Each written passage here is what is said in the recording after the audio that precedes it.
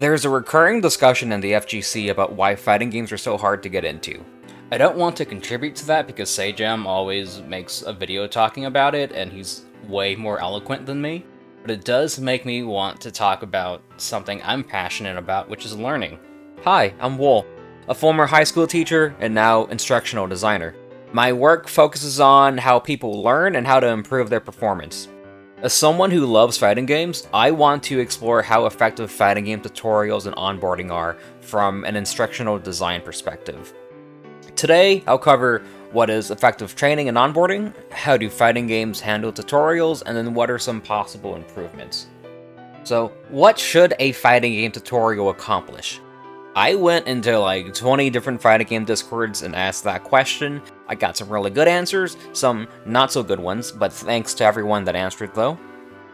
A good chunk of these responses kind of mention the same thing, which is people want a tutorial to explain every single part of a game, from the basics to mechanics to option selects, you name it. But is simply transferring knowledge enough? The goal of training shouldn't just be about memorizing information. It's about skillful application. Knowing how to anti-air is useless if you can't execute it in a match. If you can't apply the knowledge that you learn, then it's pointless. Execution can be practiced, but decision-making takes more work, and that should be what we want players and employees to get better at. Let's talk about traditional training, and by that I mean what you had in the classroom, or maybe on-the-job training now. In traditional training, you're given info, tested on it, and then you move on, with more information.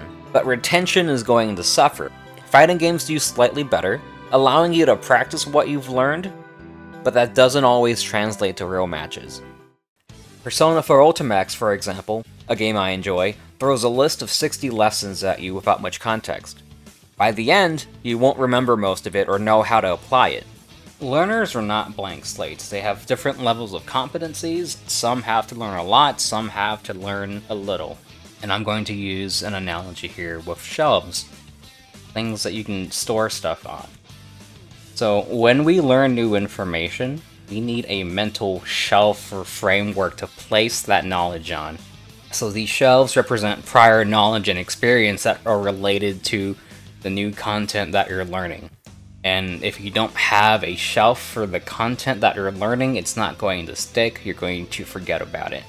The more shelves you use for that one piece of information, the more it sticks. And we have more places to pull the things we need from when we need them. So for P4U, the learner is given knowledge, but not any meaningful way that's going to make it stick. You're going to try to put everything into your shelves, but maybe you're using the wrong shelves or they're not sturdy enough for you to actually pull from when you need it. So my shelves are pretty strong and sturdy because I have over a decade of fighting game experience to reinforce them. But my friend who's just starting out is going to have flimsy shelves by comparison. I can look at Marie's 2B and understand that it's a good anti-air, neutral tool, combo starter, air unblockable, and a fast button, and then be able to apply and use it depending on the context. My friend, however, might just see it as another button in their character's kit and lack the decision making to know when, how, and why to use it. So we need to provide learners with meaningful connections and context to what they already know.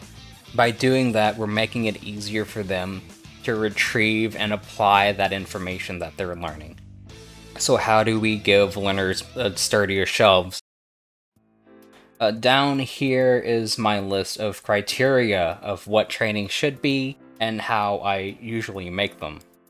Training should be realistic and practical, be done at the point of need, show consequences for incorrect decisions, and encourage a change in behavior.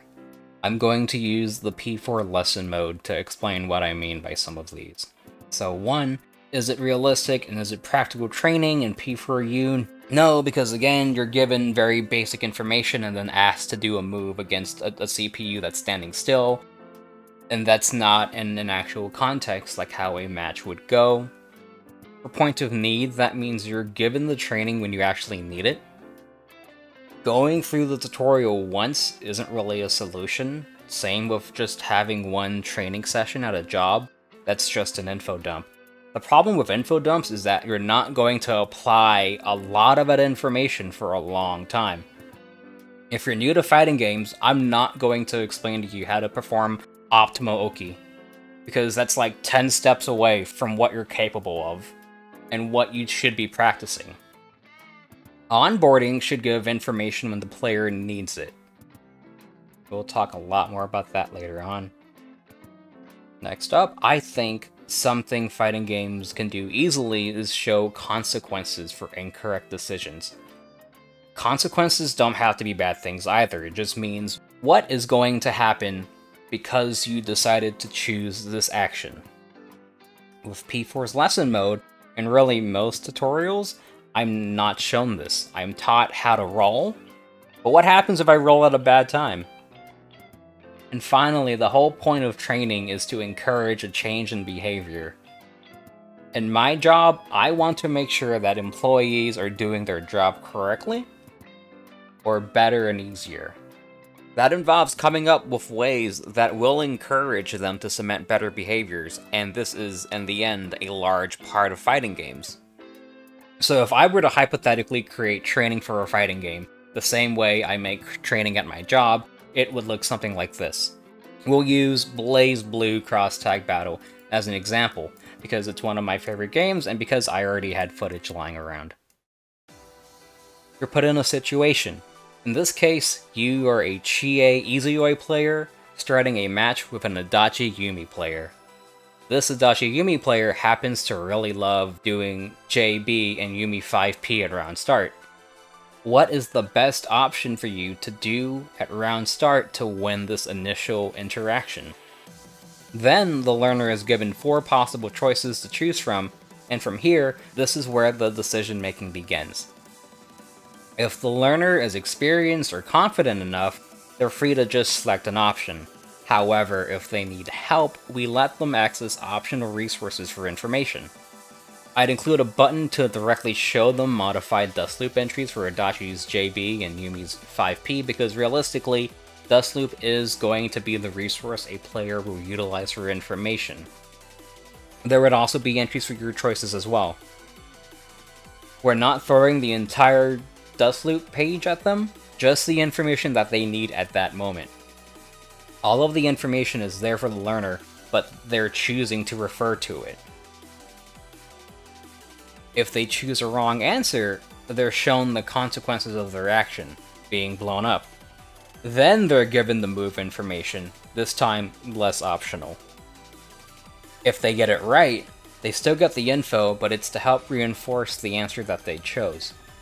So, how does this help the learner?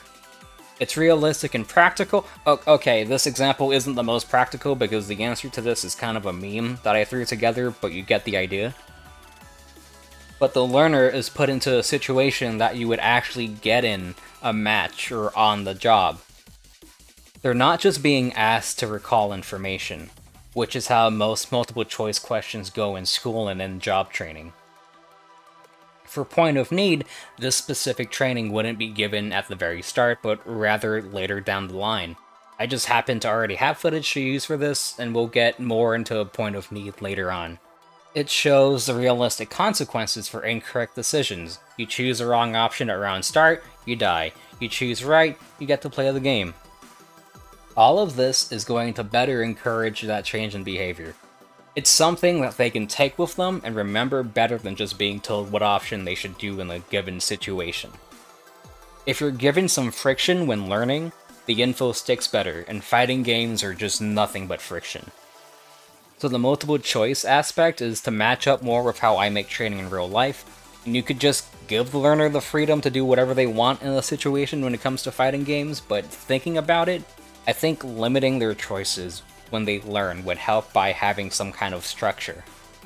Okay, I feel like I've been rambling forever, so I'm going to try to move on quick, and I also think I've been going out of order with what I wanted to cover, but oh well. Let's talk about other tutorials. Okay, so So earlier, I mentioned that training should be given at a learner's point of need. You don't need to learn everything all at once, and you also just can't. People develop habits and behavior over time and need time to create new ones. In the education and training world, we call this spacing. We want to space out practice and learning so that learners have time to cement that information that they've learned and to reinforce those shelves of knowledge. So I'm going to talk about a few games and how they do their tutorials. Under Night, In Birth to Celes. Did I get that right? I hope I did. Uni 2. The Uni series is well known for its very in-depth and detailed tutorials, and in theory it's chunked and segmented so you have these clear stopping points, but that's still just so much. It's overwhelming even for people who have a lot of experience already. Even though it's better organized, it's still an info dump. There might be an easier way to consume parts of a tutorial, and we'll cover that in the next section. I really do like their mission mode though, because they do provide some context for combo challenges instead of just giving you a combo to do. You want a combo you can do if you hit them with a low 2A? Here you go. How about if you hit someone with a neutral poke or a dash attack? You can try these. Them's Fighting Herds, I think, has the best tutorial I've seen in recent times. It's character specific, so I get to go through it with the character I want to play instead of the default poster character. And when it introduces certain mechanics, a demonstration is shown to see it in action, and then it lets you practice. It also reinforces what you learn, and I'll use how they teach blocking as an example. So they go through lows and highs and grabs and overheads individually, and you get to see them in action and see the consequences of blocking the wrong way. Eventually, you get this culminating challenge of having to block the opponent 3 times, and you have to deal with highs, lows, overheads, and throws, all of them all at once. It's challenging, and it's much more realistic to learn compared to just holding back against an NPC who's going to do a jump in 3 times in a row. After every section, the game even pauses and says, hey, now is a good time to just leave and play some actual matches. Or you can just stay and continue. There's a lot of good things about this tutorial, and I really recommend just checking it out yourself. BBTag looks really nice and even organizes their tutorial into sections, like practical application. However, it's not actually that practical and works more like how other tutorials have it, where they introduce a mechanic and then they just check to see if you can press the right button to do it. Their mission mode, though, better fits what we're looking for. They give you a situation and ask you to resolve it. Other than that, everything is your typical traditional fighting game tutorial. Let's talk about another way to onboard players without having a traditional tutorial, which is single player modes. Street Fighter 6 and Tekken 8 both have a single player mode that introduce systems and mechanics, and they space them out while giving you time to actually practice and implement them in how you play. Street Fighter 6's World Tour mode is the funner experience, I think, but it could use some work in terms of onboarding. For one, if I remember correctly, you don't unlock Drive Impact or EXs until a fair chunk into it. I also don't remember if the side quest NPCs that serve as tutorials mix things up, or if they just repeat the same action until you do the right thing. I don't have room to reinstall this game to check myself. I like Tekken 8's arcade mode because it introduces a mechanic and then gives you a little optional mission that appears during the match to remind you to do it and also track how many times you do it. You're playing your preferred character while trying to implement these new things against NPCs that do get more difficult over time. You can even set some recommended moves based on certain criteria that you're looking for, and it'll show you on your screen as a reminder, but I don't really know how helpful those moves actually are. I love Tekken 8's replays, because you get the ability to have replay takeover and figure out real situations. And then the added thing is that the game offers advice at certain points in case you need additional help. Speaking of replays, They're good if you're familiar enough with a game to understand how to identify those mistakes we're making to improve. Which is why Tekken offering advice is so helpful for newer players. Big shoutouts to HiFat as well. They do match analysis videos where they break down those decision-making moments in high-level matches. Lastly for this section, there's Granblue Fantasy vs. Rising. I really like their mission mode that they have because they focus on how to deal with characters and the things they do. There's a better place for them, and that's in the next section, but before we get there, I do want to talk about how this game has weeklies and dailies. I hate dailies in my MMOs and gacha games, but in this case, Granblue technically uses them to help reinforce the use of some mechanics. They're very simple reminders for beginners that say like, oh, hey, Raging Strike exists, and if you use it, we'll give you some coins. A step further could be, maybe implement some of those character knowledge checks as monthlies.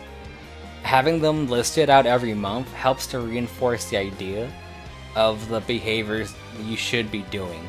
For this month, try fighting a low Wayne that uses human pyramid attack and dodge what you can. You might not even run into a low Wayne, but if you do, there's an incentive to go to the mission mode to practice what you need to. Okay, so for things like Uni's tutorials or Granblue's mission mode, how do we put these better at a player's point of need and make them more easily consumable? Shove it in the results screen. What is a better time to provide resources and advice than the results screen of a match after you get bodied for 10 straight games? Games like Street Fighter and Tekken absolutely keep track of your stats and what you do, but nothing is done with them, you just look at them. Having metrics like these are so useful for learning and way better of an indicator for improvement compared to your rank. In the corporate world, we call these KPIs.